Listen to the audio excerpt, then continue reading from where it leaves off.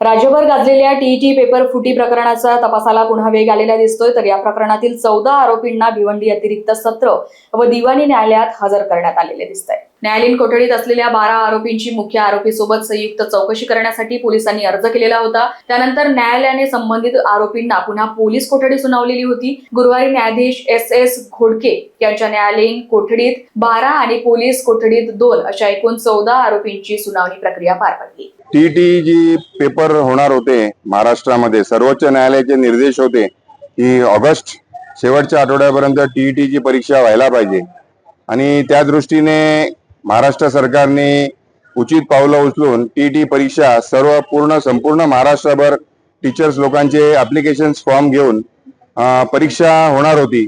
परंतु 1-2 दिवसापूर्वी, परीक्षेच्या 1-2 दिवसापूर्वी टीईटी पेपर लीक करण्यात आला आणि त्या संदर्भामध्ये महाराष्ट्र सरकारने एक कमिटी, SIT कमिटी गठीत करून आणि तपास जो आहे आपल्या भिवंडीचे ACP विजय कुमार यांच्याकडे तपास देण्यात आला। त्यांची आणि त्यांच्या टीमने या तपास चांगल्या तऱ्हेने केलेला आहे आणि या प्रकरणामध्ये काही आरोपी न्यायालयीन कोठडीमध्ये होते आणि मी आणि माझे सहकारी जितेंद्र पाटील आम्ही त्या लोकांना रिप्रेझेंट करतो। आता नुकतंच केंद्र सरकारने भारतीय नागरिक सुरक्षा संहितामध्ये अमेंडमेंट केलेला आहे। त्या अमेंडमेंट प्रमाणे पोलीस कस्टडी जी आहे ती पहिल्या 40 दिवसामध्ये कधीही तपासिक अधिकारी जे आहे त्यांना वाटलं की अजून नवीन काही प्रकाश पडलेला आहे तपासामध्ये तर ते मागू शकतात।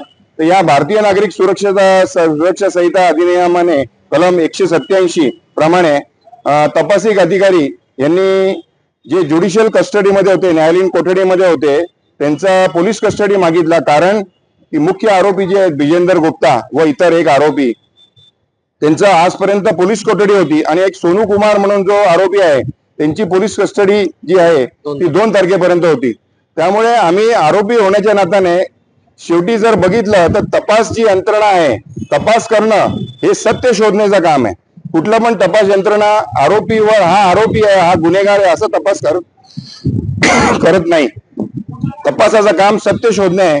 त्यामुळे सत्य शोधणे कामी आम्ही कोर्टाला सांगितलं की आम्ही या प्रकरणामध्ये सहकार्य करायला तयार आहोत, सत्य यावं या प्रकरणामध्ये, टीईटीच्या प्रकरणामध्ये। त्यामुळे आम्ही पोलीस कोठडीला आम्ही सहमती दर्शवली आणि माननीय कोर्टाने 3 ऑगस्ट पर्यंत पोलीस कोठडी दिलेली आहे। जे न्यायालयीन कोठडीमध्ये होते त्यांना 3 ऑगस्ट पर्यंत पोलीस कोठडी दिलेली आहे। Bureau report, Lokvahini media, Bhiwandi.